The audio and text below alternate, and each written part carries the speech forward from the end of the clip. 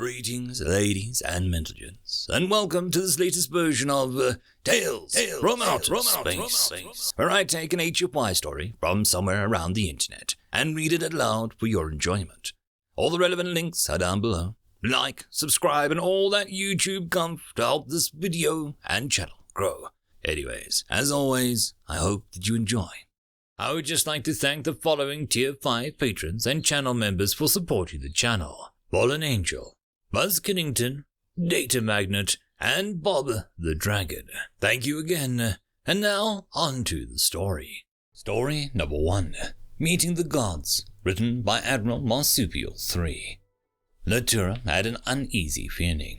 For 250,000 years, she had attended the gatherings, welcoming each new race and their patron to the galactic stage. Every time, it had been a joyous occasion, but something about these humans had her on edge.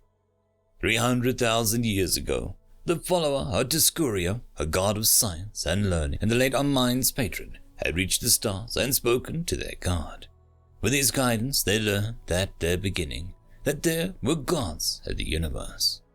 Although these gods were benevolent, they couldn't agree on how the universe should proceed. Each god tried to shape it to their own image, and nothing but chaos reigned. So a deal was made. Each of the gods went to their own part of the universe and nurtured their own planet. The denizens of this world would be how the patrons would interact with the universe.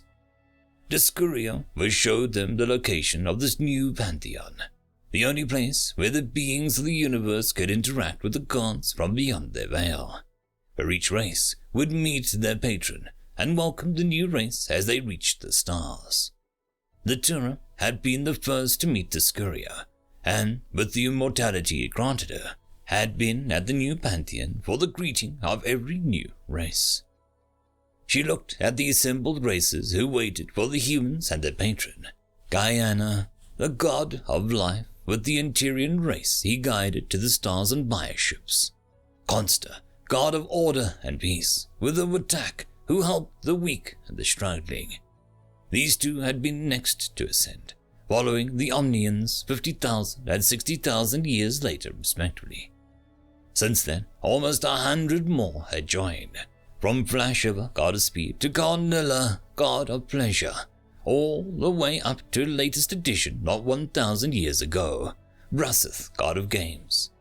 And now, everyone was trying to work out who the next one would be, which made Brusseth's representative Lbry very happy. The betting pool he had set up was going crazy, and the bets spread across so many eventualities he was winning bigger than any punter, no matter what the new patron was. From what was known of the humans, the bets had ranged from everything from Immobilis, god of endurance, to Ulmakdon, god of agriculture. But Lbry couldn't shake an uneasy feeling. And as the humans entered the main chamber of the new pantheon, and it expanded to accommodate the new patron throne, Lbry looked at the divine entrance with a knot in her stomach.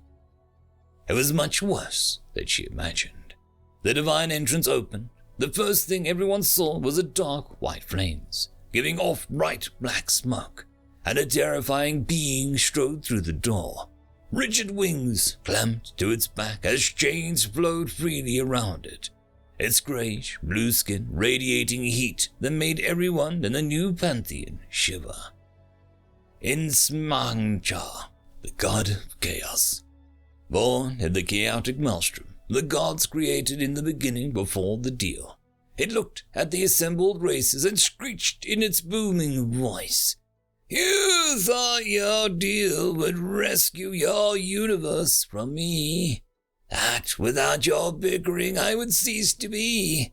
No, you may have cut me off from the universe directly, but I survived. I found my own corner of the universe and created my own representatives.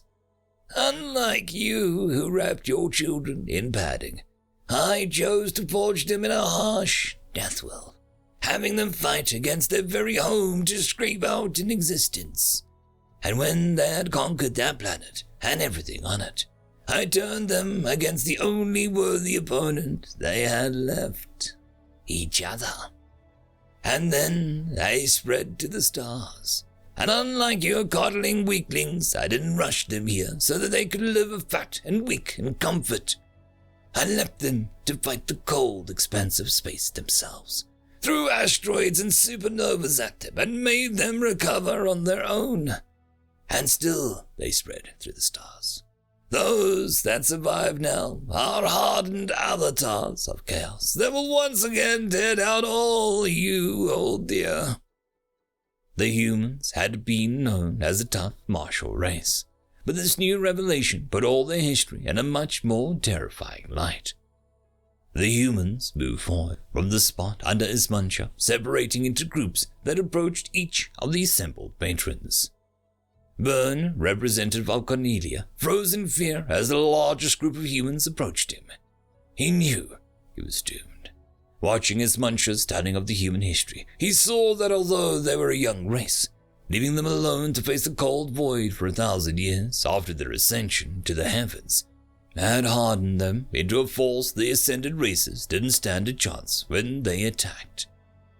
The human reached Vern as he looked into the eyes of the Avatar of Chaos. Nothing in all of his visions of destruction and pain that was flashing through his mind could predict what these destroyers made flesh would say next. "Can we join you? Our god seems to be a little bit of a dick." End of story. Story number 2. The Sleeper, written by Digital 332006. Senior Officer Talar could barely hide his excitement from the rest of the crew.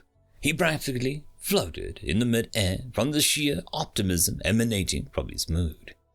It was to be expected, however, as his name would likely go down in the history forever, due to the discovery of his. They had told him that there wasn't anything here, and if he had been an ounce less persistent, this find wouldn't have been possible. He'd run the sensor check 3 times, adjusting for every possible permutation of residual gamma detection until he had landed a hit. To think that they'd found a still living precursor. Deep under the surface, in a small type of bunker, they had found a room full of ancient precursor technology. What boggled the mind, however, was the various eras of technology present. The bunker itself was highly advanced, indicating that it was built in the last 200 years of the precursor's time before they vanished. But inside, many pieces of equipment dated back to a solid 700 to 800 years before the bunker's construction. How or why would the precursors use such an outdated technology when more recent things were available? The bunker had kept most of the equipment in excellent condition. They were confident that some of it might even work if provided power. The biggest find, however, was at the far side of the room where a living precursor was still alive. Granted, it was in a cryopod at this moment, a cryopod that they had no idea how to open without harming the precious precursor inside, but the hope was all that they needed. Indeed, many would venerate this being for simply existing, since it was them who seeded life elsewhere in the galaxy, according to most archaeological evidence. They were essentially the universe's parents, so to speak. For now, the Iteran government had been keeping this a secret, but news would come out eventually, drawing unwanted attention over the find, and as such, time was of the essence. It took 3 teams working around the clock a little over 2 weeks to learn how to operate the console. Even by precursor standards, this was ancient technology, making any examples they currently possessed almost useless in trying to reverse engineer this particular one. "We're ready whenever you are, sir," answered one of the aides. "Do it," came back Talar's reply. The moment was finally at hand. The precursor cryopod decompressed and slowly awoke its inhabitant. Oh, what words of wisdom would this ancient being that had been there in the Age of Glory have to share with them? What advancements would they help by giving them insights into the way their technologies worked? Perhaps now they would be able to create new artificial intelligence, precursor AI being above their skill to replicate successfully and awfully in short supply after all these years. He always wondered how the precursors made the AI so helpful. Homicidal was the only word that could be described when the recent AI tests had been. Like a 100-year-old military canned ration, the pod hissed and the glass door slowly raised itself, the coolant creating a fine mist, obscuring the precursor's body. The crew held its breaths, waiting for something to happen. None dared move or blink, so as to not miss the moment. Her voice croaked from the mist and coughed twice. "Just 5 more minutes." The precursor paused before resuming. "Is it 23:58 yet?" Dalar moved forward a step and looked at the being. It was slightly over 2 meters tall, with long, elongated limbs, just like the records portrayed them. Some blue fabric enveloped most of his body, except for his extremities. "Not sure what frame of reference that is using, but it is currently stardate 34007.6, replied the chief science officer. The human blinked and rubbed its eyes, adjusting to the light and the warmer room temperature. "Look, is Half-Life 3 out yet?" I have no idea. Let me check," replied Talar, before turning to one of his aides and signaling him to look it up in the database. The aide interfaced with the database and then shook his head negatively. He cursed inwardly. If it was the first thing the precursor asked for after coming back to consciousness, it must have been rather important, and they could not find anything related to it. "I'm sorry. It appears we have nothing on record that matches the—" "Then fuck off," came back the abrupt reply from the human.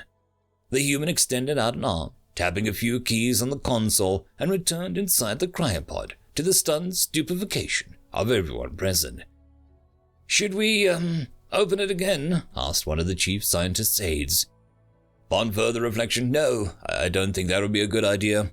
"We should let him rest," replied a dejected Talar, packing up his equipment to leave. End of story. And that, my friends, concludes this video. I hope that you enjoyed, and if you do, please consider supporting the author, even by popping over and leaving a thumbs up or a nice comment, just to show your appreciation for the story. However, if you wish to support this channel, there are links down below which will help immensely. I will see you all in the next one, and until then, I hope that you have a fantastic day. Cheers.